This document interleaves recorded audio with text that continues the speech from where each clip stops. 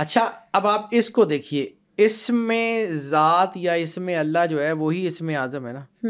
تو قرآن پاک کی ہر سورت شروع ہوتی ہے بسم اللہ الرحمن الرحیم، اللہ کے نام سے. ٹھیک ہے.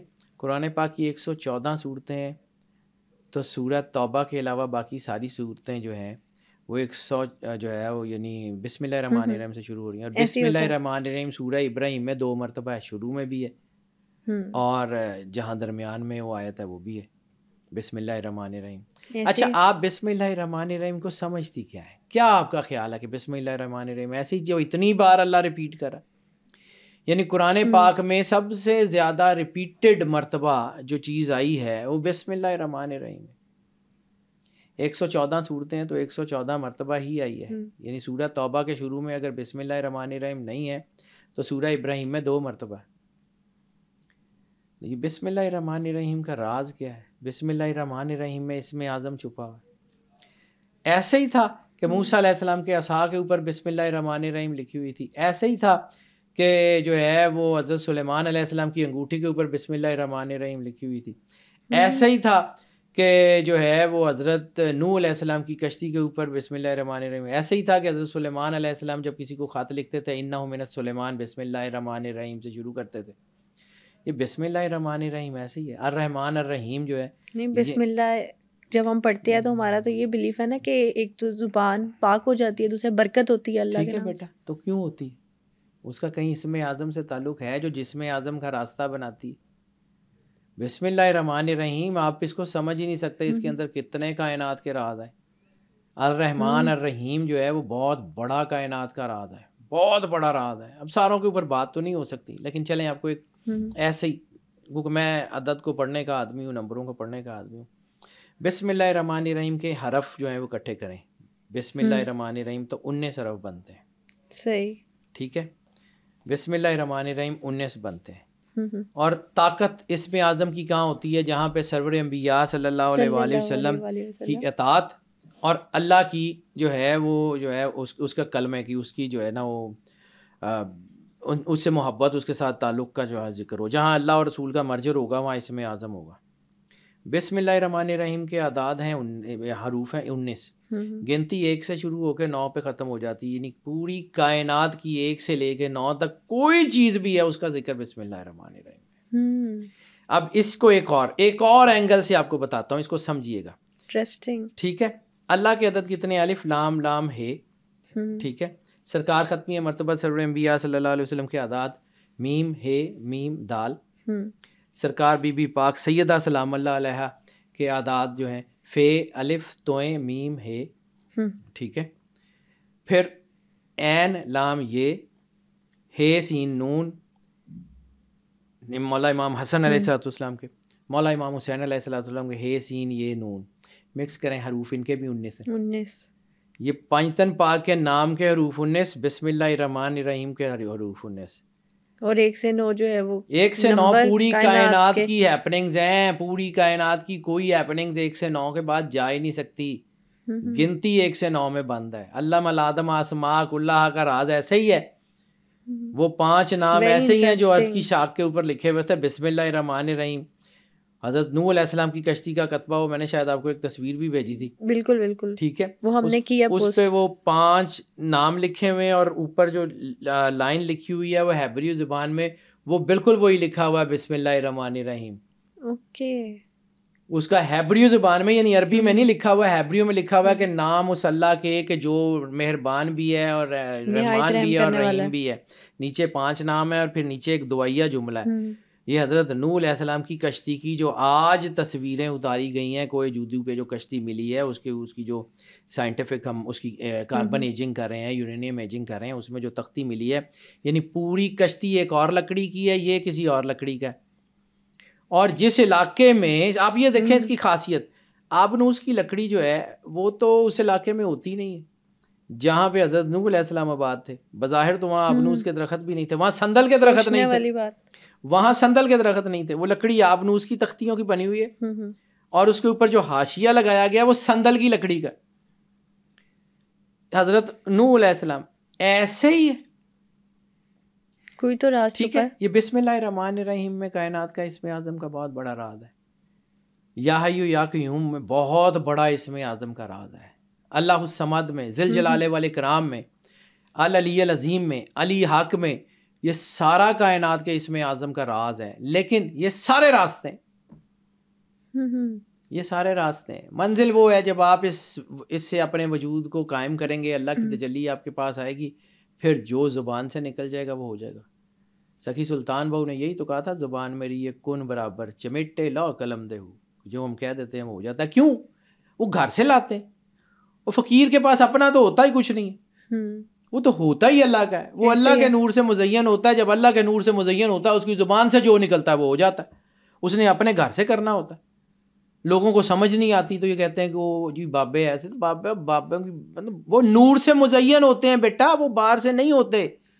اللہ نے ان کو توفیق دی ہوتی ہے. یعنی کرامت کی میں آپ کو بات بتاؤں تو یہ کرامت حضرت شمس الدین ترک پانی پتی، حضور علاء الدین علی احمد صابر کے واحد مرید اور واحد خلیفہ ہیں. اور یہ شمس الدین ترک پانی پتی یہ وہ آدمی ہیں کہ جو نظام الدین اولیاء کی تربیت میں رہے. وہ آدمی ہیں جو بو علی قلندر کی تربیت میں رہے. نہ نظام الدین اولیاء نے ان کو مرید کیا، یہ کہتے تھے مجھے مرید کر لیں، ان کہتے ہیں تمہارا نصیب کہیں اور. نہ بو علی قلندر نے ان کو مرید کیا، وہ کہتے تھے مجھے مرید کر لیں، تو کہتے تھے کہ نہیں تمہارا نصیب کہیں اور ہے.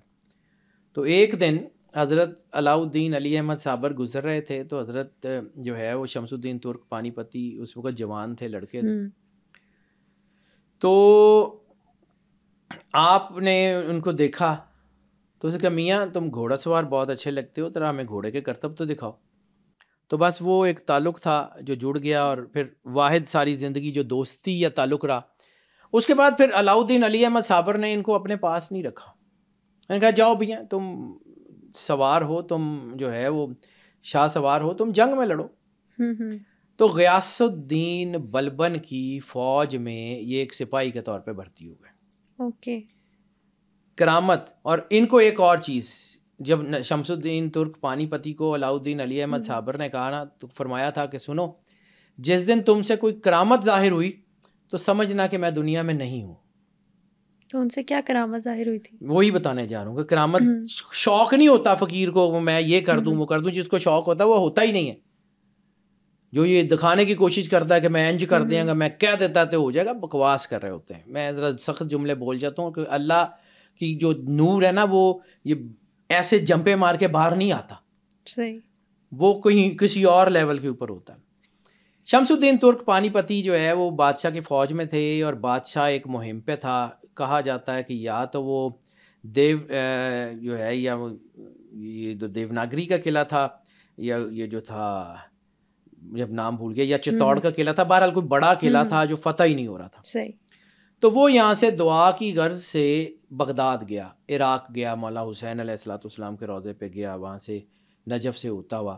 تو بغداد سے جب وہ گزر رہا تھا تو وہاں پہ حضور غوث اعظم شاہ جیلانی کے روضے سے اس کو بشارت ہوئی کہ تم یہاں پہ اتنا صرف ایک قلعے کے لیے آ گئے. تو وہاں تمہاری فوج میں جو ہے وہ رسول اللہ کی اولاد میں سے ایک سادات تھے، حضرت شمس الدین ترک پانی پتی. تو رسالت مآب کی اولاد میں سے ایک بندہ بیٹھا ہوا ہے، تو وہ اس کو کہو دعا کرتے قلعہ فتح ہو جائے گا. تو اس نے کہا کہ جی میری اتنی بڑی فوج ہے، میں اتنی بڑی فوج میں وہ بندہ ڈھونڈوں گا کیسے؟ میری 3 لاکھ کی فوج ہے، تو 3 لاکھ کی فوج میں میں ایک بندہ کیسے ڈھونڈوں گا کہ وہ کیسا ہے؟ تو اسے خواب میں یا بشارت میں یہ کہا گیا کہ جب تم وہاں پہنچو گے اس قلعے کے گرد، تو ایک رات طوفان آئے گا، اور وہ طوفان تمام خیمے اکھاڑ دے گا سوائے ایک خیمے کے. ایک خیمہ صرف تمہاری فوج میں سلامت ہوگا، وہاں وہ بندہ بیٹھا ہوگا. تو کہتے ہیں کہ جی وہ جب وہ وہاں پہ غیاث الدین بلبن کا لشکر اس قلعے پہ حملہ آور ہونے کے لیے پہنچا، انہوں نے قلعے کا محاصرہ کر لیا، تو طوفان آ گیا. تمام خیمے، بادشاہ کے خیمے سمیت سب خیمے زمین بوس ہو گئے. بارش تھی، طوفان تھا. تو اتنے میں بادشاہ کی نظر پڑتی ہے کہ اتنے طوفان میں ایک خیمہ ہے، اس کے اندر دیا جل رہا ہے اور کوئی بندہ بیٹھا قرآن پاک پڑھا. دیا بھی نہیں بجھا اتنے طوفان سے. اب وہ اندر داختے دیکھتا ہے تو حضرت شمس الدین ترک پانی پتی اس قدر قرآن پاک کی تلاوت میں کھوئے ہوئے ہیں کہ ان کو پتہ ہی نہیں ہے کہ باہر طوفان آ گیا ہے، باہر بجلی کڑک رہی ہے. وہ اپنے پورے انہماک سے نا بس قرآن پاک پڑھ رہے ہیں. وہ دروازے کے پاس جا کے غیاث الدین بلبن جو ہے وہ بادشاہ ہے. اب یہ فیل کریں کہ ایک بادشاہ ہے اور ایک اس کا عام سا سپاہی ہے. وہ دروازے کے باہر جا کے کھڑے ہو گئے. اتنے میں شمس الدین ترک پانی پتی وہ اپنے جو ہے اس میں واپس آیا تو انہوں نے دیکھا کہ بادشاہ باہر کھڑا ہے. تو کھڑے ہوئے تعظیم کے لیے. تو بادشاہ نے آگے بڑھ کے جو ہے وہ ان کو جو ہے سلام کیا. اس نے کہا کہ مہربانی کرو, مجھے غوث پاک کے روضے سے یہ بشارت ہوئی ہے کہ تمہاری دعا سے قلعہ فتح ہوگا. میں تو عام سا آدمی ہوں, میں فوجی ہوں, میں لڑ کے فتح کر سکتا ہوں, دعا تو مجھے آتی نہیں ہے, دعا تو میں نہیں کر سکتا. انہوں نے کہا نہیں, مجھے یہ بشارت ہوئی ہے کہ یہ تم ہی کرو گے.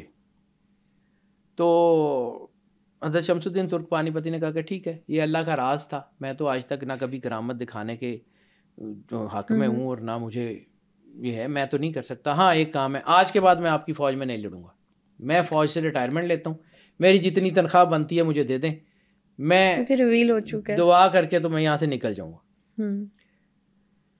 حضرت شمس الدین ترک پانی پتی کہتے ہیں کہ وہ فجر کا ٹائم تھا, تو آپ نے جو ہے وہ 2 نفل پڑھے اور رو کے ہاتھ اٹھائے کہ مالک میں تو اس قابل نہیں ہوں, لیکن اگر یہ بادشاہ کہتا ہے تو مہربانی کر یہ فتح عطا کر دے.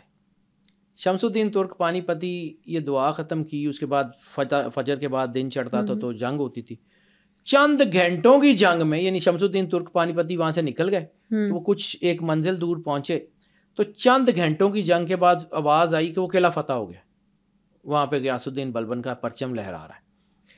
تو جس وقت یہ خیال آیا نا شمس الدین ترک پانی پتی کے ذہن میں کہ اوہ یہ تو کرامت ہو گئی ہے, تو ذات ہی وہ یاد آ گیا کہ وہ آج سے 15 سال پہلے حضور علاء الدین علی احمد صابر نے کلیر شریف والوں نے کہا تھا کہ جس دن تم سے کرامت ظاہر ہوئی اس دن میں دنیا میں نہیں ہوں گا.